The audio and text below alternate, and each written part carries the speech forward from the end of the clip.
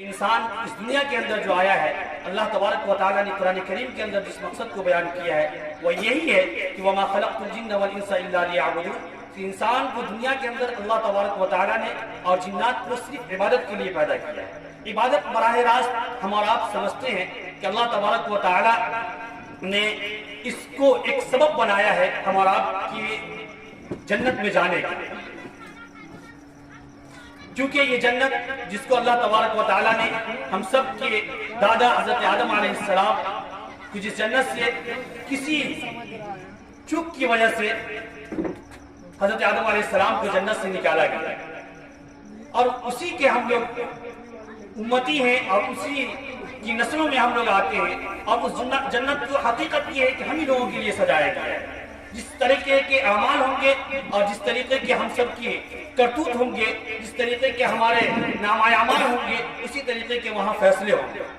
لیکن حقیقت تو یہ ہے کہ جس الفاظ کے ساتھ آپ صلی اللہ علیہ وسلم کو یاد کیا گیا، اور جس وقت کہ ہم اور آپ کے سامنے الفاظ تھے، جس باتوں کو بتایا جا رہا تھا، اگر وہ کامیابی اور وہ بعض الفاظ ہم اور آپ کی مقدر میں اگر طے ہو جاتا ہے تو انشاءاللہ العزیز جنت کا فیصلہ ہم سب لوگوں کے لیے مقدر بن جائے گا۔ اب چونکہ تلاوت قرآن ہو چکا ہے، نعت نبی گنگنایا جا چکا ہے، اور اس مجلس کے اندر جو حقیقت یہ ہے کہ ہمارے عوام، ہمارے لوگ، ہمارے بھائی، ہماری مائیں جو سمجھتی ہے وہ حقیقت ہماری اپنی مادری زبان کو سمجھتی ہے، ہماری خطابت کے اندر جو باتیں ہوا کرتی ہیں اس کو وہ بخوبی سمجھتی ہے۔ قرآن کریم کی تلاوت سے محفل کا تو آغاز ہوا، یقیناً وہ بابرکت کتاب تھی، لیکن اس تلاوت کے اندر جو باتیں کہی گئی ہمارے ماؤں کے درمیان اور ہمارے عوام الناس کے درمیان کیا تھا وہ نہیں پہنچا۔ اسی طریقے سے نعت نبی کے اندر جو باتیں کہی گئی یقیناً بہت ساری باتیں ہمیں سمجھ میں آئی ہوگی، لیکن مقصد جو اس مجلس کے ہم آپ کو اور یا صاحب مجلس کو سجانے کا وہ یہی ہے جو اب آئے گی سامنے۔ شادی کے تعلق سے اس بزم کو سجایا گیا ہے، اس مجلس کو سجائی گئی ہے،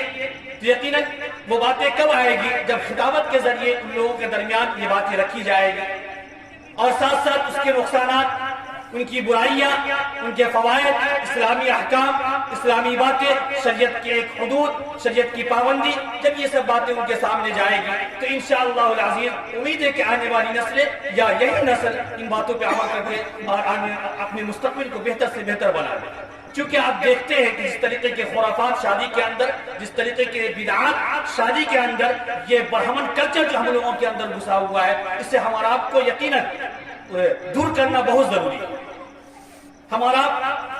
چند منٹوں کے لیے، چند گھنٹوں کے لیے تو یہ مجلس سجا دیتے ہیں، لیکن حقیقت یہ ہے کہ عمل سے ہم بالکل کورے ہوتے ہیں۔ بہرکیف یہ تمیزی باتیں جانی بھی ضروری تھی، اس لیے اب میں بلا کسی تاخیر کے اس تعلق سے خطابت کے لیے جناب حضرت مولانا نبی اشرف صاحب دامت برکاتہ العالیہ ناظم ادارہ دعوت الحق کو دعوت اسٹیج دیتا ہوں کہ حضور والا تشریف لائیں اور اپنی خطابت سے ہم سامعین کے سامنے، اپنی خطابت کو ہم سامعین کے سامنے رکھ کر ہم لوگوں کو ایک پیغام دے کر یہاں سے رخ سکتے ہیں۔